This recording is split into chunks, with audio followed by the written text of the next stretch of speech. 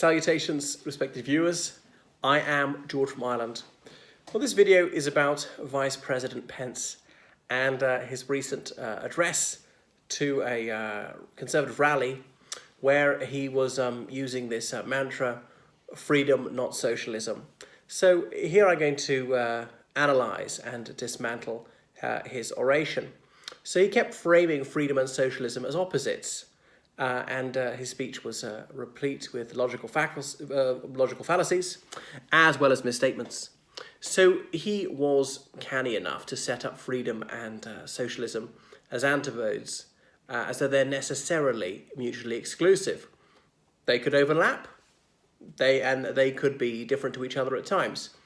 So Vice President Pence is someone I find very dislikable, but that's not to say that everything he said was bogus. Sometimes he's on the money. But this man wouldn't approach it that way. If he dislikes an ideology, according to him, everything to do with it must be utterly rebarbative. And if he likes something, it must be totally good. He's a man who doesn't do shades of grey, who lacks nuance, it seems to me. Although his political life is full of contradictions and hypocrisies. So he gulls his audience, and that's why his speech was jam-packed with untruthful statements. I'll come on to those. So he is wise enough to know that praising America to the moon will go down well with the closed-minded. Now, in any country that's the case, self-congratulation, well, really that is the basest form of patriotism. And, you know, people deserve to congratulate their countries sometimes, up to a point. But what he was saying was guaranteed to put a lump in the throats of most of his hearers. So it was just an orgy of self-flattery. Let's give ourselves a pat on the back for being number one at this and that. And it's true, the United States is at the pinnacle of various things, particularly to do with science and technology. Now, I don't deprecate the United States. The USA is ahead of my country in terms of technology and a few other things. But he didn't seem to think there was anything wrong with the United States apart from his political opponents. So he was constantly harping on about the wickedry of socialism.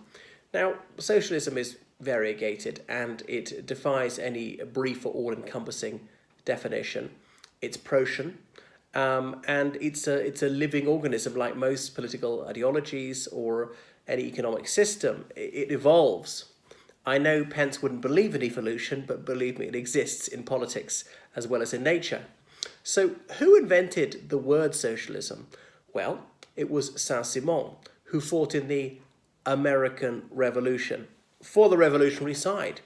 Now, he was a Frenchman, and he wasn't in America simply because he was sent by the King of France, but because he wanted to go, because he was sympathetic to the cause of the American Revolution. Well, I wish this was more widely understood by Mike Pence and his ilk. The sort of people who'd be in the Sons of the American Revolution, or the Daughters of the American Revolution. Now, it doesn't mean that you have to embrace the ideas of Saint-Simon. They were really regarded as lunatic fringe at the time.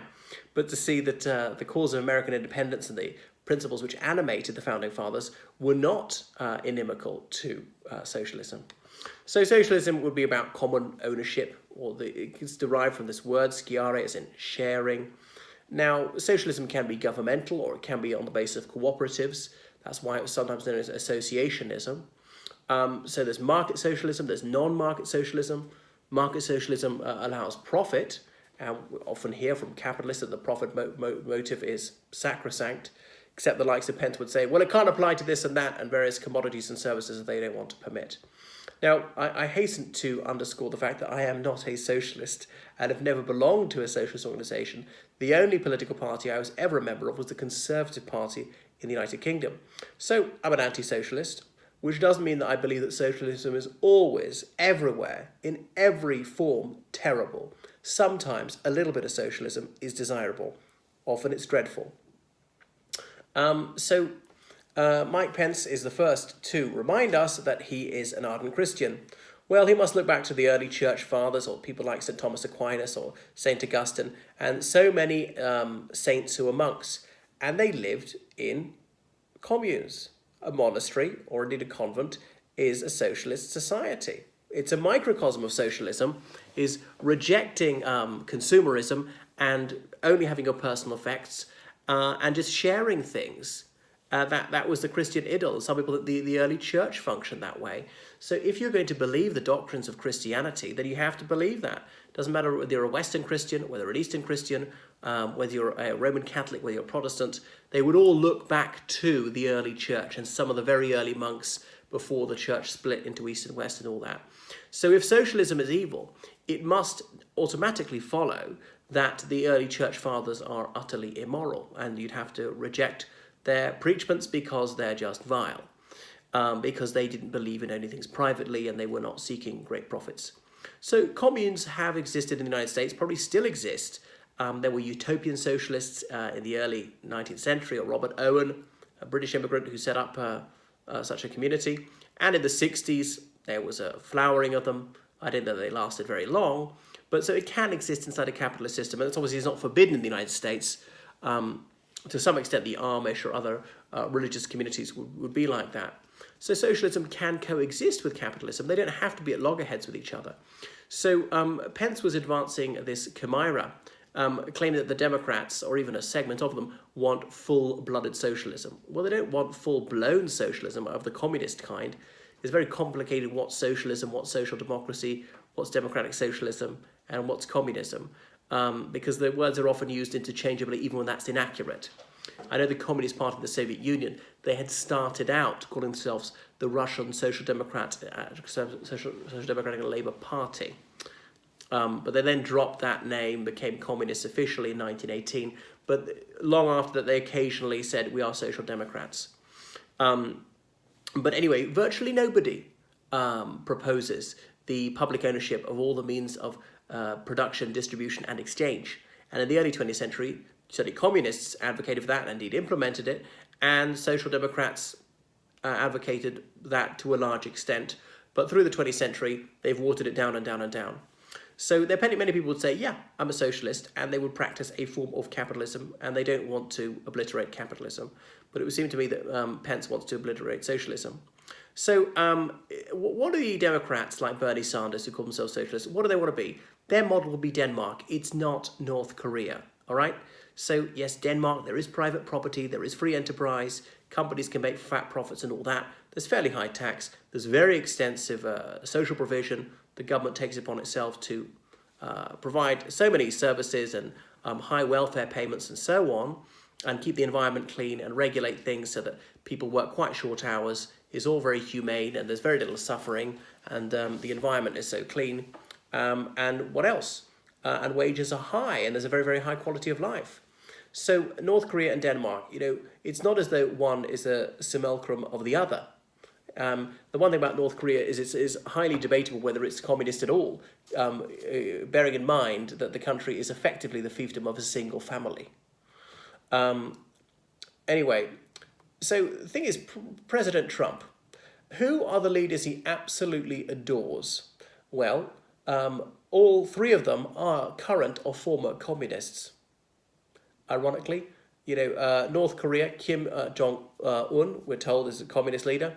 President Xi, still leader of the Communist Party, and one other leader, whom shall remain nameless, who was a former communist. Now, I know in China it's actually a capitalist system, but perhaps surprisingly, they still talk about socialism sometimes in official documents. And they do have some things like old age pensions. So that's not totally a capitalist system. Anyway, Pence said above the Democrats, what they're offering is more taxes, more spending, and more government. Well, that's partly the same as the Republican program. He certainly offered an awful lot more spending, particularly on the military, just less taxation, particularly on the super rich. Well, I know which is, I wouldn't want either model, but I know which one is more sensible. If you're going to spend more, you better tax more, rather than just cut spending crazily, cut taxing crazily and spend madly, when there's a growing gap between the two. There's just such a huge gulf, assuming that magically market forces will make the economy grow so much that more revenue will come rolling in. And it's very hit and miss as whether that's going to happen. Even if tax cuts are followed by economic growth, it doesn't necessarily prove there's a causal link there. So he's throwing the tax burden off the super rich, who've had years of tax cuts, onto low and middle income people, and indeed onto the unborn. He's supposed to care for the unborn, as he often tells us. So he wants the biggest of big government because he wants big military. The United States spending more on the military than the next 12 countries combined, most of whom are NATO allies of the United States. He wants the biggest of big government, the Patriot Act. What is it? Providing appropriate tools to render, interdict and obstruct terrorism, something like that. So that's almost unlimited spying on American citizens. So that is the biggest of big government, and I'll come on to more ways that he's very much into big government, and it's incipient totalitarianism from the Republican Party. He said it was freedom, not socialism, that ended slavery. And what brought in slavery in the first place? It wasn't socialism. It was capitalism. Now, not all capitalists are in favour of slavery. Certainly today, most capitalists are against it. I'm, broadly speaking, a capitalist. But it was precisely a perverse form of capitalism which permitted slavery in the first instance. These were gladsome tidings, the emancipation of slavery, but it was the very idea that, profit's the only thing that matters and people are mere commodities that permitted slavery to get going. In a truly socialist society, we're all supposed to be equal and not controlling each other, all contributing and all receiving. Now, I know it seldom pans out that way, that's the theory. And when slavery was abolished, some people were screaming about it. This was governmental interference. What about property rights? It's the nanny state. We mustn't have big government. We must have the right to deprive others of all their rights. It was freedom, not socialism, that won World War II. Well, Pence is half right. Socialism didn't win World War II. Communism won World War II. So there's this pleasing fiction in the United States and other Western countries that they did the heavy lifting in the Second World War, when of course it was the Soviet Union who did most of the fighting and suffered the bulk of the casualties. At least 20 million dead. At least 20 million dead. 1 in 6 people killed in the Soviet Union in that war. And the United States, it wasn't even 1 in 100. Don't wish to be denigrating the courage of American servicemen or soldiers of any other country. All right, and when someone gave his life in that cause, he gave the only life he had to give. He gave 100%. All right, so obviously there are valiant Americans and valiant people of all nationalities, but the Soviets did the bulk of the fighting. There's no way around that. 75% of the German army was on the Eastern Front. Doesn't mean that all the other 25 were already on the Western Front. A few of them are even in North Africa. And on the Eastern Front, it was not only the German army, it was the Hungarians, the Romanians, and the Bulgarians. Virtually all of their armies in that front. And then some of the occupied territories sent volunteers to fight against the Soviets, some Slovaks, some Vichy French, some SS volunteers from Belgium, Norway, Bosnia, Denmark, and so on. Not insulting these countries, just saying that's the plain truth. And people from all those countries were resistance fighters as well. But please stop pretending that it was the United States or any other country which mainly won the Second World War. It was mainly the Soviet Union. The United States made a huge contribution in terms of industrial production, but not the actual fighting. Yes, it did fight, but principally it was the Soviets who fought. Anyway, he goes on to say it was freedom, not socialism, that moved us beyond the prejudice of the past to create a more perfect union. Well, that's nice. And so what political and economic system prevailed at that time? It was capitalism, really. Capitalism and a bit of parliamentary government kind of gradually turning into democracy. So it's not as though that racial prejudice or gender prejudice can't exist under capitalism. Of course they can. Now, if you're a sensible capitalist, you'd like to make money. You just go buy and sell from anyone and just not let prejudice get in the way of it. But they're capitalists who are prejudiced, who did let it get in the way, who had the Jim Crow laws in the southern states, who wouldn't take money from black customers. However, even if you aren't personally a racist, if you're a white business owner in the Jim Crow South, you might say, well, I could take business from African American people, but that would put off more whites, most of them are racist, and so I'd lose more business. And the whites are majority of the population and great majority of the wealth. So therefore, even though I'm not personally racist, being completely amoral about this, well, I'm still going to discriminate against black people because there's more money to be made by being anti-black. So, of course, racism can exist and actually can be profitable. I know it's very immoral. I'm just saying this on a completely objective plane, but it can actually make people money. It should make people money, and even if it does make you money, you still shouldn't do it. But I'm just saying that's how it worked. rights for black people. Well, that was government intervention. Even worse, it was federal government intervention. What about states' rights? Yeah, so the Jim Crow era, as I say, free trade didn't prevent that sort of discrimination, or more informal discrimination against Hispanic people or Asian Americans and so on. But the Vice President pretends there's no via media between socialism and capitalism. Of course, one can ply a middle course. Lyndon Baines Johnson said that every country's got to be 50% socialist and 50% capitalist, and that used to be broadly accepted in the United States. And now, socialism can exist in a free society or an unfree one. Just like capitalism, it can be a free one or an unfree one. And of course, the choice is not binary between being free and unfree. There are levels of freedom. So we can't now come up with a very stringent definition of socialism. There's obviously spirited debate within socialism, and it comes in myriad forms. It can blend with capitalism sometimes. So, as I say, it moves on. Just look at his own Republican Party. It's not the same as it was in Lincoln's time, all right? When even though the Republican Party abolished slavery, very few Republicans wanted parity for African Americans.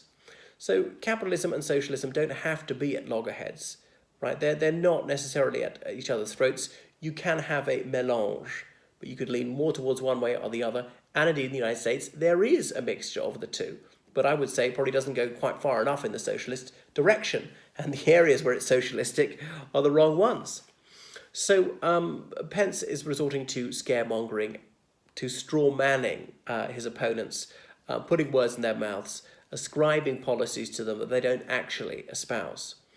So it's a categorical thing, the most puerile kind, as there's got to be one thing or the other, and ne'er the twain shall meet.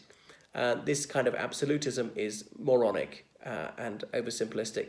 I don't think he's that much of a simpleton, but he knows this plays well with his pig-ignorant audience. So, as for promoting freedom, well, let's say how the United States did. And yeah, sometimes the United States did fight for freedom at home and abroad, but sometimes it fought for unfreedom, surreptitiously assisting the overthrow of democracy in other countries. Now, you might be indignant when I point this out, if you're an American Republican, but all too often, Uncle Sam has preached democracy whilst, in fact, destroying it, just because it produced the wrong leaders. The election result was not as Washington wanted. So if the Pentagon and Langley Farm were not satisfied, well, the people would not get what they wanted. They should do as they're told. All right, it's a bit like Bertolt Brecht, the German communist, said. The government would like to dissolve the people and elect a new one. He was joking about East Germany, his own country. So all too often, Washington, D.C. has spouted the word liberty whilst spreading despotism, places where civil liberties were held in abeyance. The United States has hacked elections abroad. Let's take Italy right after the Second World War. They were very worried that the Communist Party might win. And so they did everything they could, all sorts of illegal funding and a huge publicity campaign to tip it towards the Christian Democrats, a party that the CIA knew was up to its neck in the mafia. That was the Cold War. Incidentally, I'm not suggesting that America's opponents haven't done the same. They have done the very same. They've sullied their hands with just the same thing. All right, but as I'm talking about the United States, it's the United States I'm castigating right now. Were I to make a video about another country, then I would also excoriate the government of that country for its multiple misdeeds.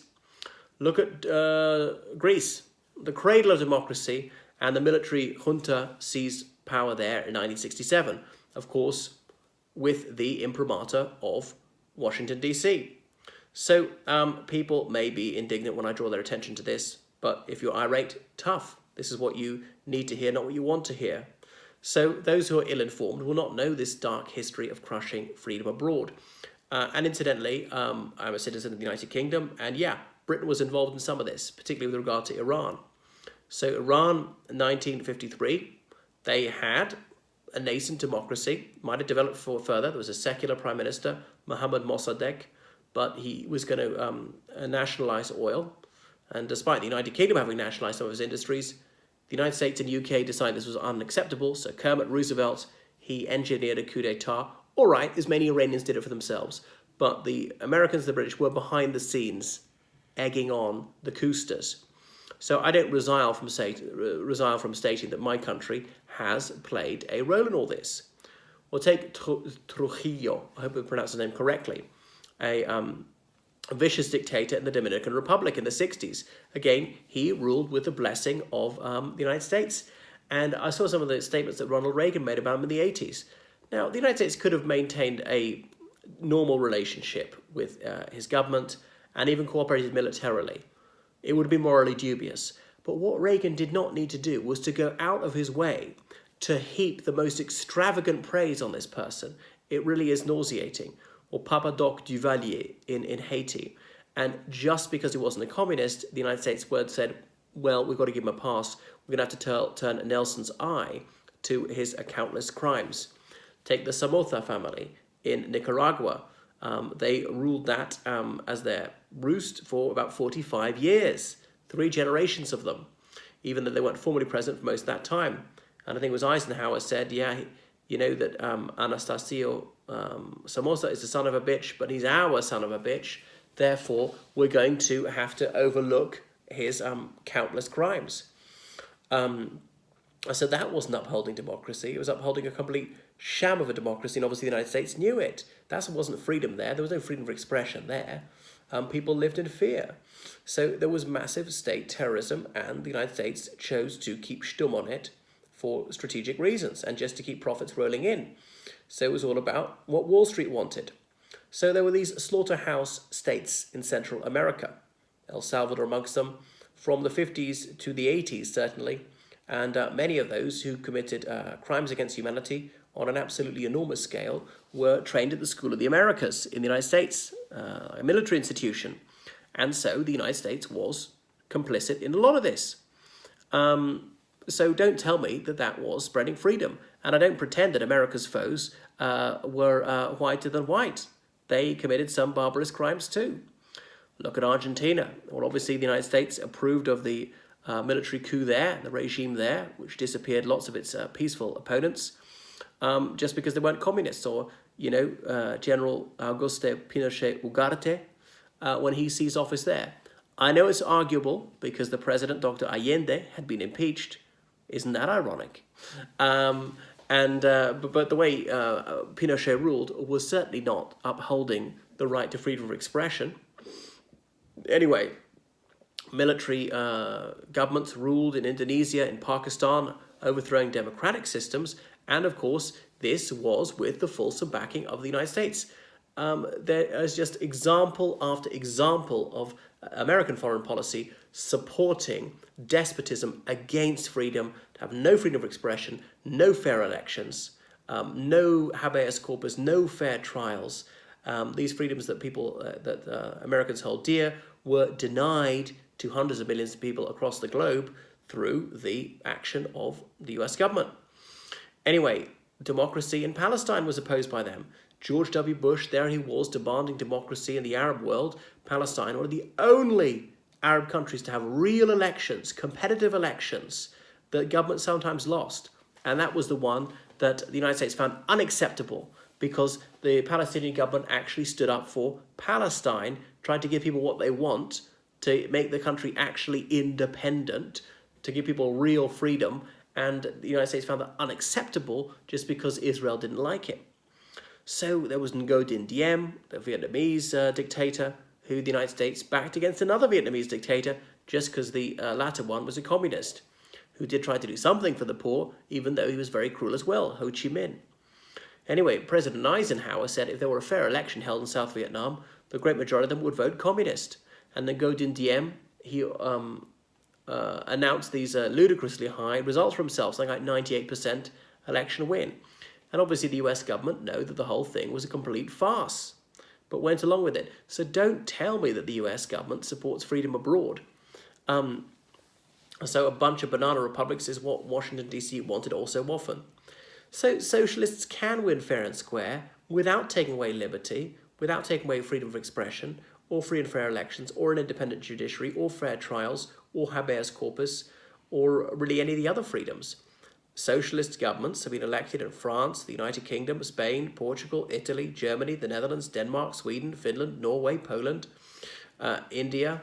I could go on and on.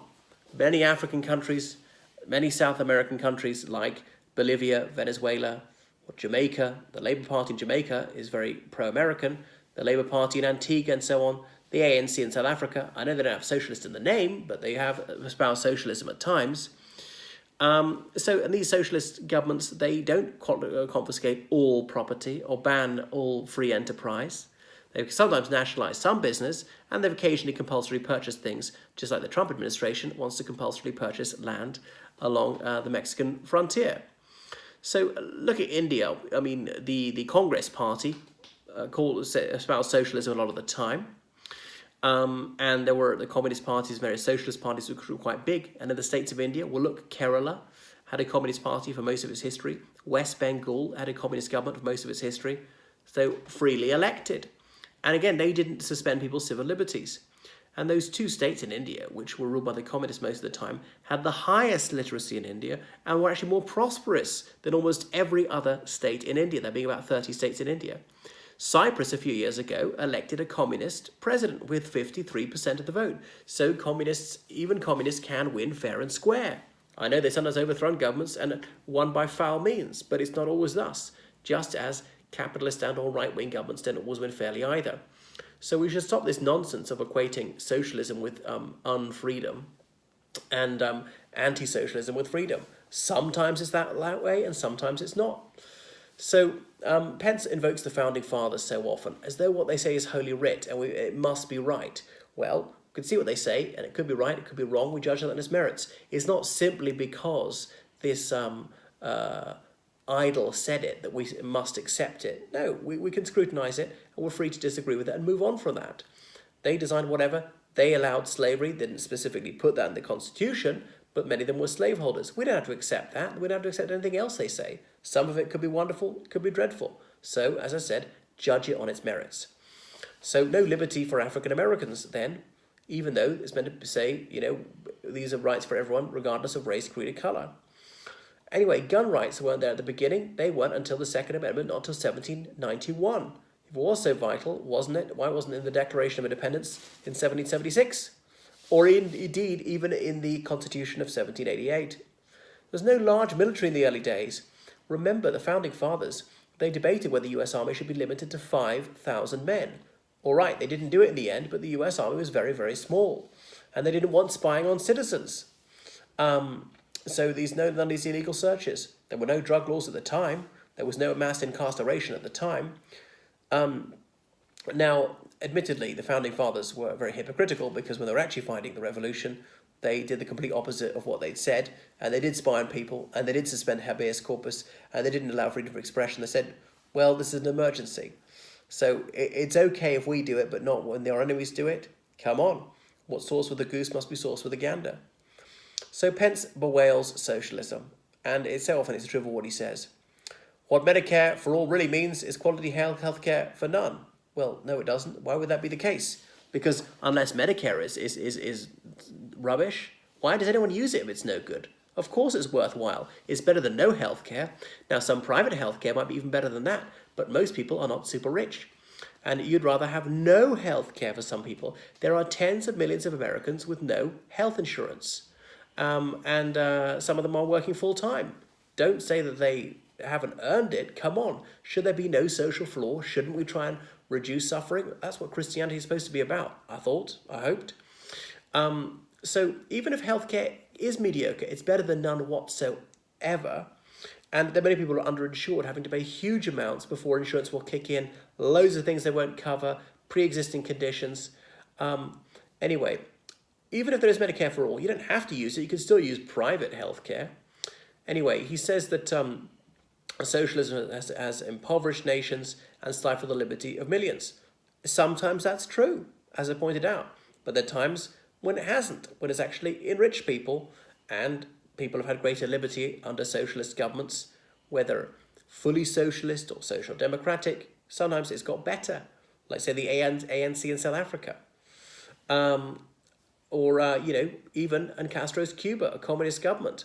Now, I know there were bad things about it, but you compared to what they had beforehand, where they didn't have fair elections either, or they didn't have free expression either. But your average person, a cane cutter or someone, he got to go to school, which he wouldn't have got before. he got free medical care, which he wouldn't have got before, and everybody at least had enough to eat, which they weren't guaranteed beforehand. Anyway, so it's rich to hear people like Pence whinging, making this bogus accusation that Obama illegally surveilled them, when obviously Pence wants no restrictions on spying in the United States. That's what the Patriot Act's all about. I noticed the Trump administration is no longer repeating that lie about it being under illegal surveillance by Obama. And Pence obviously doesn't believe in liberty. He wants to keep people in Guantanamo Bay. He doesn't want fair trials for these people accused of crimes. Military tribunals. Well, civilians should not be tried by military tribunals, especially if it's not a declared war. Try them in the ordinary course of events. And it's sickening that many US politicians, they criticized the United Kingdom for which was using civilian courts to try terrorist suspects in Northern Ireland, which was obviously having a far higher standard of justice now than Pence and his ilk would have in Guantanamo Bay. So, you know, nemo iudex in causa sua. You're fighting against this army, allegedly, and then that army is allowed to judge you? No, that's unfair. Should be a civilian court. So Pence is into depriving people of liberty, keeping people in Guantanamo Bay without trial for almost 20 years. It's absolutely scandalous. So he wants federal laws to limit gambling. Federal laws! What happened to states' rights? And it obviously contradicts his idea that the government should get out of people's lives, get off the backs of the people. No more overregulation. He said people should control their own lives. No, he doesn't believe that. He wants big government. He wants the nanny state. He wants the federal government poking its nose into your affairs. Then come on to the Green Deal. He said the only green thing about the new Green Deal is how much green it will cost us. Now, it may cost some money, but you see what pollution is doing. And even by the US government's own statistics, pollution causes thousands of premature deaths in the United States every year. Replacing the combustion engine is achievable. Singapore and the United Kingdom are on course to do it within the next 20 years. And I suspect more countries will follow suit. And there may be some more benefits to being there. More people want to live there and invest there because it's a more pleasant place to be. And obviously reduce healthcare costs, extend life expectancy, have a healthier population, more productive. He said it will require replacing every building in America. What? Where on earth did that come from? Why does using electric vehicles require you to replace buildings? What a whopper. Another absolutely outrageous false statement from Pence. Anyway, so he looks at Venezuela, and now Maduro now is an illegitimate president. I agree with that. But originally, when Chavez, his predecessor, came into office, that was in a fair election. And even previous opponent of Chavez several years ago, Capriles, admitted that Chavez had won fair and square. So there have been failures under socialism, sometimes cataclysmic failures. That's true. I could rail against it. I could do a video about how horrific it was sometimes. But it hasn't always been dreadful. Look at Venezuela. And for many years, it was better. And poor people got healthcare which they never got beforehand. They got more food than they got beforehand. I know it's dreadful now when Maduro is going absolutely off the rails and becoming a tyrant. The kind of tyrant that America would like so long as he was their tyrant. So anyway, Pence said freedom is about enabling people to live their lives as they see fit and not government control. Well then, you shouldn't have federal laws against gambling. And so allow people to take drugs if they want. Allow prostitution, allow pornography, allow alcohol, including drinking at 18. The United States, outside the Islamic world, is the most restrictive country on alcohol, with a drinking age of 21. Almost nowhere else has a drinking age of 21. 18-year-olds are adults, they're citizens, so their rights shouldn't be taken away arbitrarily just because they're young adults. Gay marriage, you're stopping people to do what they want. Government control. You wanted DOMA, the Defense of Marriage Act, a federal law intervening against the states. So he was obviously completely hypocritical. It is completely illogical, his positioning. So a lot of it's negative cohesion. If you hate the same people as I hate, hey, this is a beautiful friendship. So he wants gays to be discriminated against. He calls that religious freedom. Remember, people who are whites who are anti-black often said it was a religious thing as well. That's why it was allowed. Genesis chapter 9. You know, God made Ham a slave and his descendants ever after, and his descendants, the people of Africa, and the Almighty set Shem and Japheth over Ham as masters, and their children ever afterwards. That's what the white supremacists used to argue. Anyway, Pence, he opposed the repeal of the don't ask, don't tell you rule in the US military. He said it would destroy unit cohesion. That was in 2009. 10 years on, what's happened? I don't hear anybody saying it's undermined unit cohesion in the least. So that was complete bull. That was just a bogus argument to support gay, anti-gay discrimination. Think of a courageous US serviceman, and he's gay, but Pence has got no time for him. Pence never saved a day in the military. I've never been a soldier for a day either. But, he wouldn't have allowed Buttigieg in the military. Come on. So, anyway, what he really proposes is big government, Pence. National Security Agency, Homeland Security, this alphabet soup of spying agencies, CIA, FBI, not freedom. That wasn't the American way, spying on people all the time.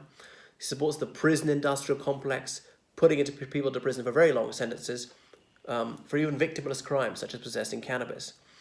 But there is public ownership in the United States, and Pence supports all of this. National parks, that's socialism, that's public ownership. NASA, you could have private companies doing that instead. It's very expensive, it's big government. There's a lot of state-owned land, there's a lot of federally owned land, particularly for the military. If you really want small government, you must have the small military. That's where it starts. And also the military abroad, spending money abroad as well, hugely wasteful. Anyway, Pence said freedom produces more and better goods. Well, in capitalism, he's right. It is better for innovation. I'm a fair-minded person. I will hand it to Pence when he's correct, even though he's someone I despise. And he says freedom respects the dignity of every single life made in the image of God. Where did that come from? What's that got to do with being free or not? I mean, Christians tend to say that, but some people in America are Buddhist or atheist or whatever. There's no need to bring that into it. And you might not believe in God at all and still support freedom. You might be a religious maniac and be completely against freedom. And some of his enemies are religious maniacs. They just happen to be Islamic ones. They're Christian religious maniacs. They're on his side. So anyway, if you're a religious person, why not save other people? Why not alleviate suffering? You could do it through private charity. I don't know that he gives anything to charity. So there are elements of socialism in the United States, but the wrong ones. Corporate welfare, farm subsidies, the Wall Street bailout. I know Pence didn't support that. The auto industry bailout, again. So that was taking public money from taxpayers, including the poorest, and giving it to particular companies and banks. That was redistribution of wealth, mainly from the poorest to the wealthiest. So even though he opposed all this, he still sought $6 million in stimulus money for his district. The hypocrisy is just nauseating. So the people in his district, are they socialists? Were they living on handouts? They panhandlers? I want to hear him say that, if that's what he really believes. Scroungers. They must be lackadaisical layabouts to be taking this money. It was big government, just the kind of thing that he thinks is very bad indeed. He opposed a national minimum wage rise. Why? He said it would hurt the working poor. It's risible. Hurt them? How on earth would more money hurt them? If money really hurts you, why don't you take, say, 15% less of your salary? It was about a 15% wage rise proposed. It's utterly ludicrous. He's a casuist arguing that up and down, more money for the poor is bad for them. Are you out of your mind? Just like we tax cuts for the rich, so more money for the rich, but that wouldn't be bad for them. I'm flabbergasted. I don't know where to begin. That he's just so illogical, so vile. So, talking about more socialism in the United States, high military spending on aviation helped civil aviation. So in a sense, that was the government skewing the market. Anyway, and there ought to be low military spending and a small military if you're going to have a free society. Militarism contains vices fatal to liberty, such as blind obedience, turning people into automatons, making people sycophantic and chauvinistic, having martinets bossing everyone around, and jackboots can easily trample liberty. But then it became the patriotic thing to have a huge military. Remember, it wasn't until the 40s that the US Army, the US Marines were large at all. Traditionally, it wasn't the American way. So, veterans' hospitals, those are socialist. The GI Bill, those are socialist. Taking money off everybody, either they don't want it to be spent on this, and it's spent on something that the government thinks is good. And there are some social benefits to it. So don't pretend that you're completely against socialism. And as for globalism, what he opposes, well, he likes global trade. He likes US companies owning things abroad and having hundreds of US bases abroad. Anyway, he used to want to limit federal spending to revenue over the last 3 years, working towards balanced budgets. But now he behaves like a crackhead with a credit card, spending like crazy on the assumption that the economy will automatically grow, when there's little evidence that's the case. Certainly not grow enough to make up for the lost revenue, and blowing a massive hole in the budget, just a deficit running out of control. So the USA is not the lowest taxing country in the world, not by a long shot. And as for prosperity, depends what you mean. Many other countries are more prosperous, like Denmark or Luxembourg or Monaco. The United States, its supposed prosperity is, yeah, it's got a lot of billionaires, but it doesn't mean the average person is particularly well off.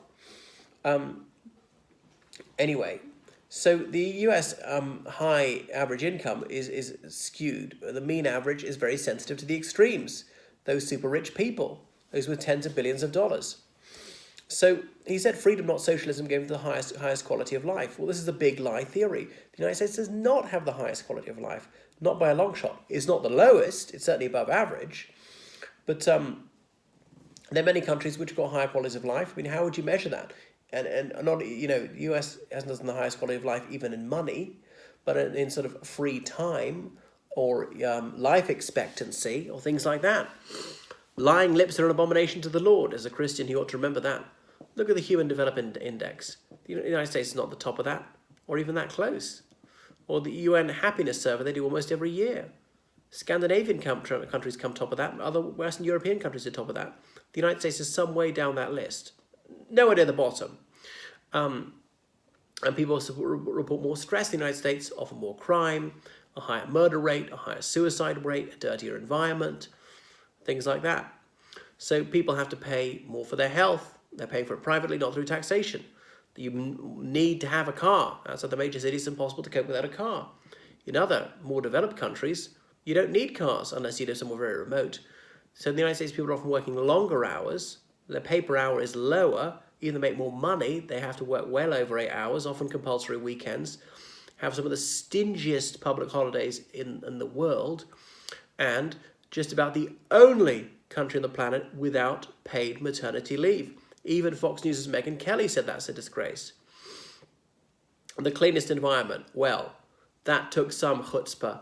I've got to hand it to him for his effrontery in telling such a whopper of a blatant lie. The United States does not have the cleanest environment by a very long shot, and he opposes almost all environmental regulation to try and reduce emissions from cars. You're taking so much money from big oil. So pollution from factories as well. I know it's not as bad as China or something, but it's certainly not as clean as many Western European countries.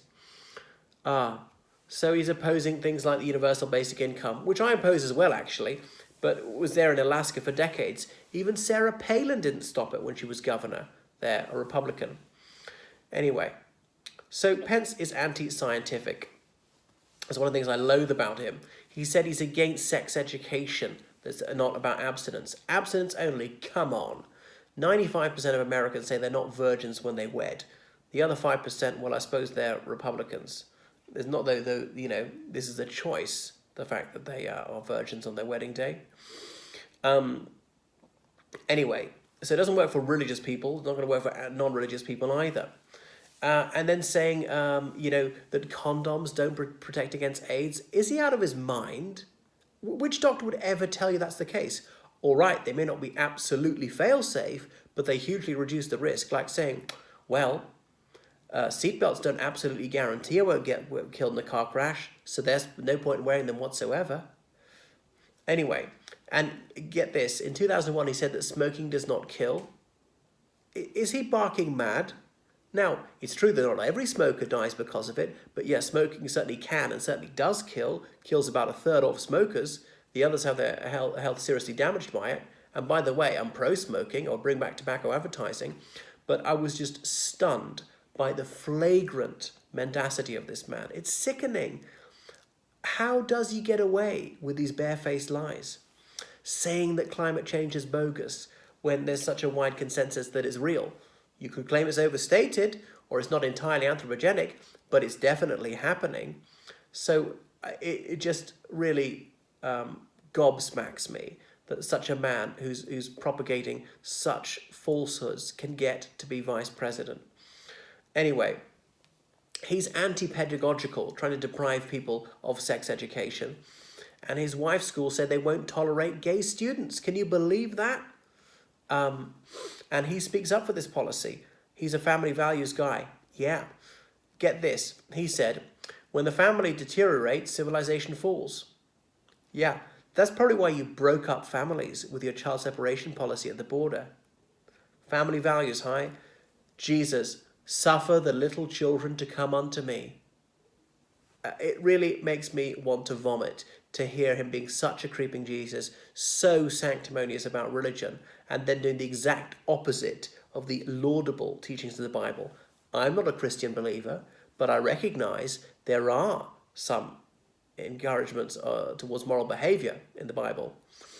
Anyway, his child separation policy was condemned by every church, which he said was vital to national security until all of a sudden it wasn't, and he backed down. What a flip-flopper. What a wimp, they should be saying, but they've forgotten about that, his ignorant supporters, how he pivoted on that 180 degrees. A family values guy, hey? You'd never had to separate families at the border before, and the Bible says to welcome the sojourner. That's the refugee in modern English. And people have a right to seek refugee status under international law, under treaties that the United States has signed and ratified. Anyway, it is also sickening to hear him talking about how he cherishes freedom, yet then kowtowing to dictators, the likes of Saudi Arabia, Qatar, and the UAE. Saudi Arabia, which is one of the most oppressive countries in the world, and North Korea, one of the most barbarously cruel regimes on earth, which viciously persecutes Christians. And he so loves Christians and cares about them the world over. It is staggering. Words fail me. So he is a heartless and cruel man who, well, I have to hand it to him, he really is a votary of his god, Mammon. Some people will do anything for money, would sell their own mother. He said that the Affordable Care and Patient Protection Act is like 9/11. Can you believe that? That providing affordable health care to poor people, reducing suffering, saving people's lives is tantamount to a terrorist attack, to the most horrific atrocity in American history, to the murder of 3,000 people. So people are being burnt alive, here, a doctor is saving somebody's life. Are they the same? Are they on a moral plane here? Is one of them a teensy bit better than the other? I mean, really, yet again, I'm just bowled over by how foul this man is, just like his master Trump. And when Ilhan Omar said, well, some people did something about 9/11, of course, he was howling with rage about it. And the rest of the Republican Party was working himself into a lather, a tizzy of rage about that one, admittedly clumsy and distasteful words, but it was nothing like as vile as what he said for partisan advantage.